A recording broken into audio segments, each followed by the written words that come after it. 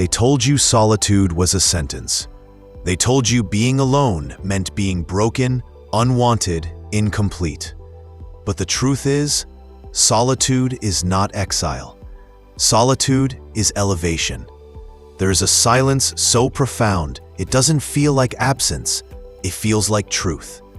And when the noise of the world finally dies down, you will hear the most powerful voice of all, your own.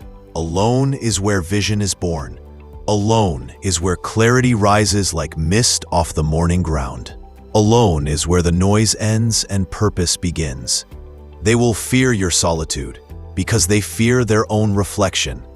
They fill their calendars to avoid confrontation with themselves. They drown in crowds to stay afloat in their own confusion. But you walk differently. You have come to learn what many never will, that solitude is the forge where destiny is shaped. Do you think Da Vinci painted in chaos? Do you think Einstein discovered in the middle of applause? Do you think Harriet Tubman heard the voice of God while drowning in distraction? No. They stepped away. They withdrew. They disappeared. Because they knew that before you can give something to the world, you must become something in solitude. You must lose the need to be seen. You must kill the hunger for applause. You must dissolve the idea that being alone is being less. Because being alone is not emptiness. It is undiluted potential. It is the raw material of greatness. It is where your soul whispers, and for the first time, you can hear it. There is a rhythm that cannot be found in crowds. There is a light that can only be seen in the dark. And there is a version of you that is waiting. Not out there, but within. To meet that version, you must go quiet. You must go still.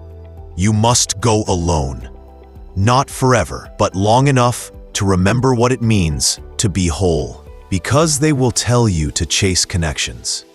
They will sell you the lie that constant company equals constant worth. But you are not a profile. You are not a follower count. You are not a reflection of who shows up for you. You are the fire before the spark. The mountain before the climb. The artist before the masterpiece. And the artist must sit alone. You are not lonely. You are becoming. The caterpillar dissolves completely before it becomes a butterfly. It falls apart. It breaks down in solitude.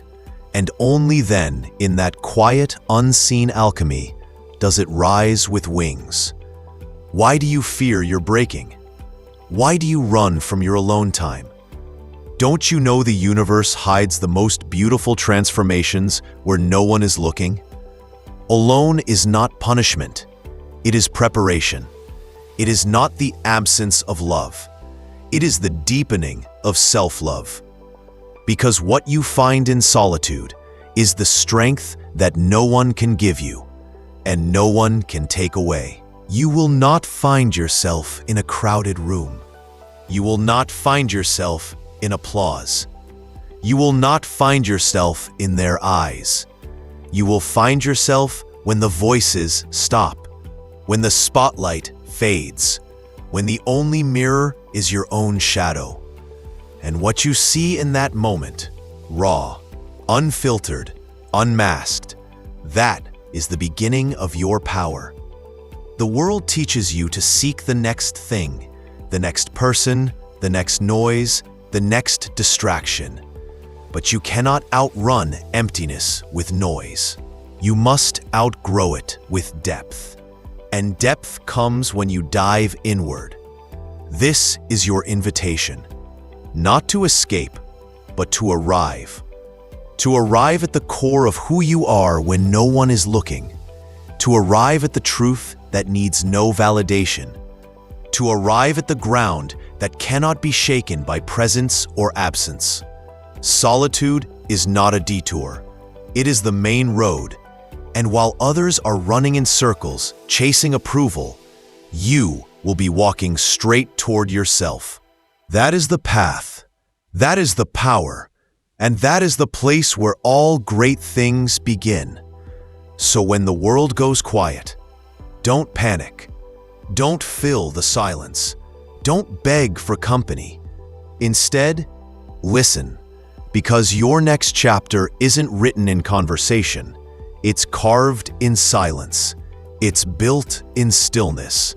And it waits for no crowd, only for your courage to walk alone.